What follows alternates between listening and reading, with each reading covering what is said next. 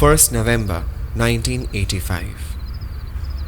I was already a couple of hours late that night, and so I sped my car. Cheryl must have been very worried. I had never worked that late. As I reached the bridge at Southern Avenue, I met with a checkpost. A policeman approached me. Sorry, sir. I'm afraid you need to take some other route. A major accident has occurred. The bridge won't open until Tuesday. I hardly had any choice but to take the deserted Cantle Road, which is infamous for its stories of solitude. I turned the car and began driving towards Cantle Road. I noticed the fuel tank wasn't filled to suffice my drive and would stop within a kilometer. I kept driving, expecting a filling station, but none was in view. Finally, the car had to be stopped.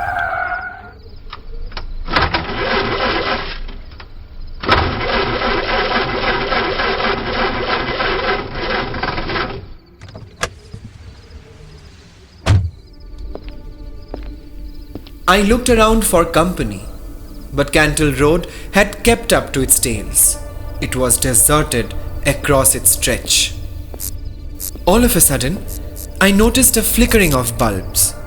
I looked closely, only to realize that I was standing right beside the cottage, an ancient, deteriorating old cottage. I was in a fix. I thought of looking into the cottage to make a phone call. Cheryl must have been at her wits' end by then. And so, I approached the door.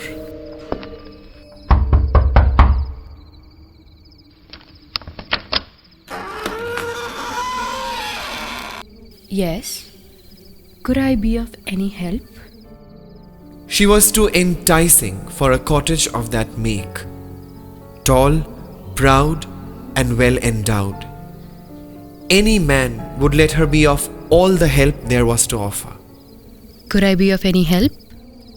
Could I use your phone? I'm stuck with an empty car. I would like to call my wife and let her pick me up. It's soon going to rain, you see. Why don't you come in? The phone, I am afraid, isn't functioning. No one calls anymore, you see. It is all so deserted. Come in. Let's see if we could think of a way out. Yeah, okay. I wouldn't mind racking my brains waiting here.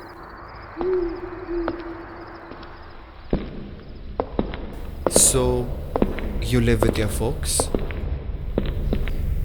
As I said, it is all so deserted. No one lives here. No one calls either.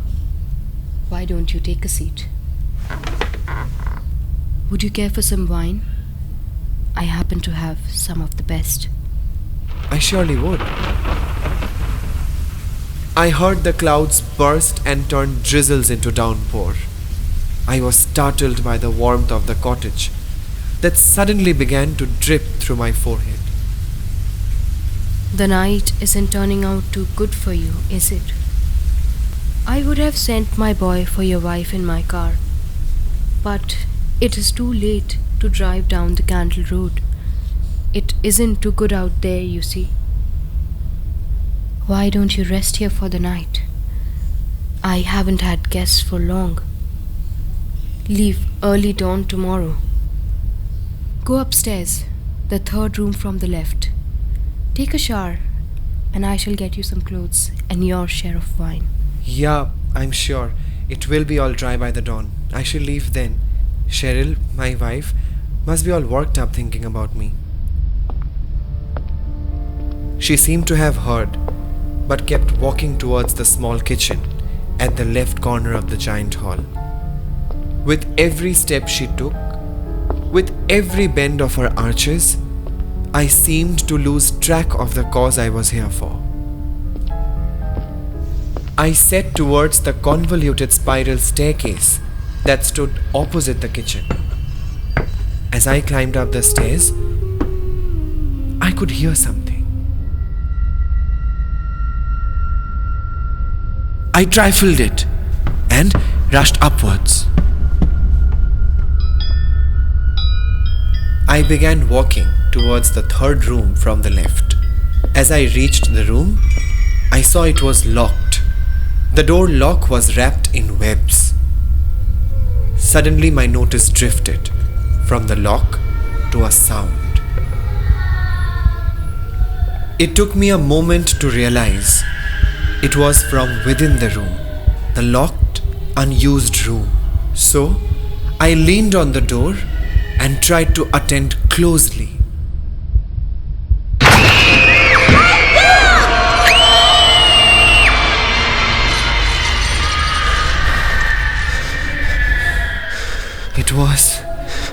It was as if someone waited to be unlocked. I realized they were children, howling, screaming, and crying. Not one, but many. The entire corridor resonated with those children, weeping for empathy to me. I could see no one around, but the cries kept on growing sharper.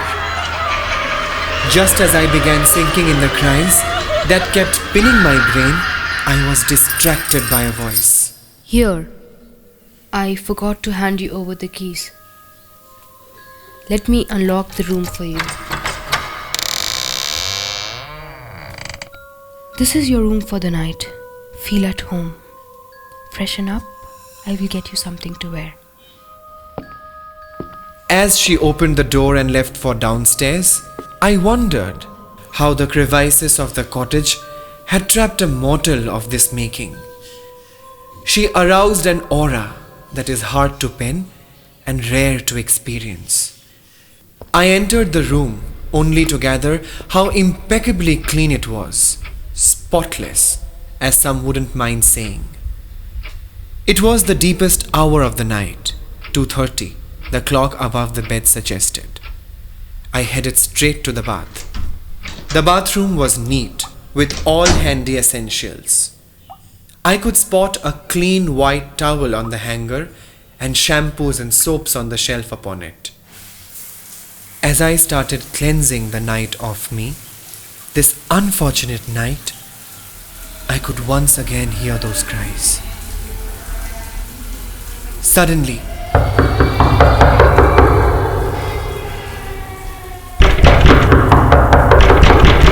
"Who is it?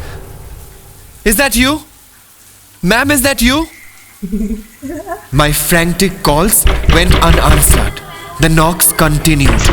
The door began shaking, and so did the entire room. Just then, I heard some footsteps. I wasn't shaking anymore.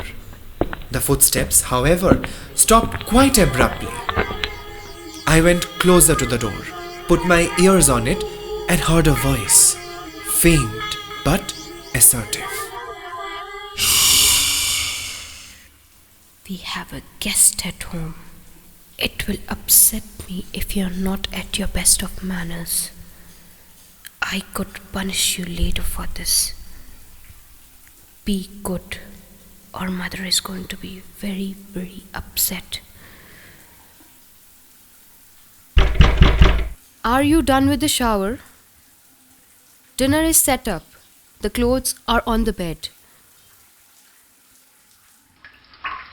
I was dripping and uncovered. I wrapped the towel and opened the door. There she was, standing, waiting for a response. Did I scare you? No, not at all. See you downstairs. As she turned to leave, I couldn't help but ask, "You said you lived alone here, all by yourself. Are you sure?"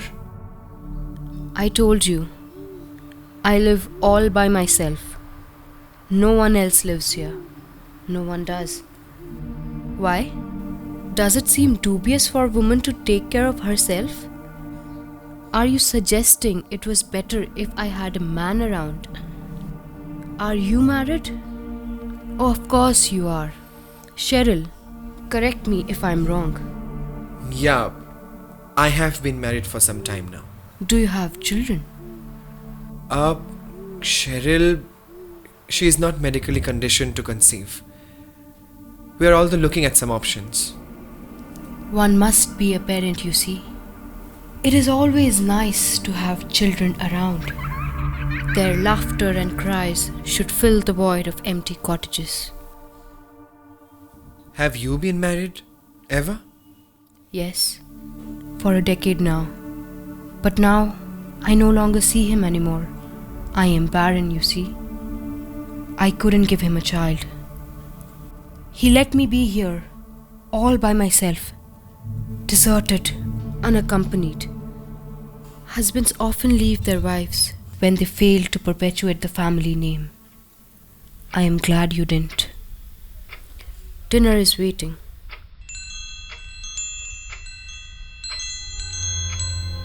I was floating on the ambiguity of the night. I had escaped the rains, but the silence at the dining table made me sense a storm that was to follow. It, however, surprised me how she had laid a meal for two, but it was abundant to feed a family, a well-stocked family. She served soup, breadsticks, steaks, and a glass of wine, and positioned herself at the precisely opposite chair, as if she was to notice all my inner conflicts and count all my frowns. How do you like the soup? It isn't too salty, is it? Everything is just perfect, as if preconceived. Something seems to have scared you. Or is it one of your dry humor attacks? Neither. I'm just too sleepy. Should I pour you some more wine? I assume you like it. She came across to my side of the table and began filling my glass. Just as I made a move to reach my glass, I heard something. All of a sudden, I saw a chair being pulled, and then another, and then all 8 of them. The plates that were put upside down turned all by themselves. The lady stopped for a while, addressed the unseen. Punctuality is a lesson I needn't teach you anymore. You are right on time. The clock struck 3. The cries invaded the silence once again. The plates defied gravity and rose towards the roof. Soup was slurped. Wine was poured. There weren't people in sight, but I was sure we weren't alone. What makes you so scared, young man? They are harmless and they are hungry. I began moving backwards, a defensive reflex. She looked right at me. Stop right there! You can't leave without meeting my girls. My benevolent, harmless little girls. 8 little girls caught my vision. I adore my girls. Aren't they something? All they need is a father who wouldn't leave them alone. This house needs a man. My family needs a man. I began drawing back my steps, looking for an escape. There is no escape, gentlemen. The children with their mother were approaching me. My family needs you. You can't leave us anymore. And just then, I noticed a door, smaller than usual, at the other end. I reached for its knob. It was jammed. I tried harder and pulled the door. Hell broke loose. What seemed a small petite door was indeed a cupboard, a storehouse of the evil. Skulls started crumbling from the shelves and falling on the wooden floor. The last shelf had corpses, beheaded, little young girls, murdered.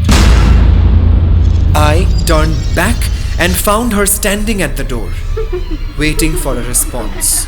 Welcome to the family. Now that you know all about it. I had nowhere to go. It was me, all alone in a room of lunatics, dead and alive. They were coming for me with arms extended. Leave me alone. I have a wife waiting at home. Leave me, please. Leave me, please. Please, please, please. Get up, darling. Whom are you talking to? So it was all a nightmare. We are all safe? Am I with you?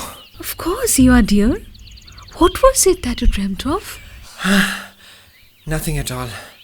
Just a depressing dream. Darling, would you mind putting on the radio, please? Oh, sure. Let me get you some tea. And now for the early breakfast news bulletin. Revelation at Cantle Road. An ancient cottage housing a woman has been sealed by the local authorities as the owner, Mrs. Dorothy Matthews, was arrested for kidnapping and brutal murder followed by beheading of children, especially girls. The long-running case of missing girls in the district have finally been unearthed. Moving further, President's visit.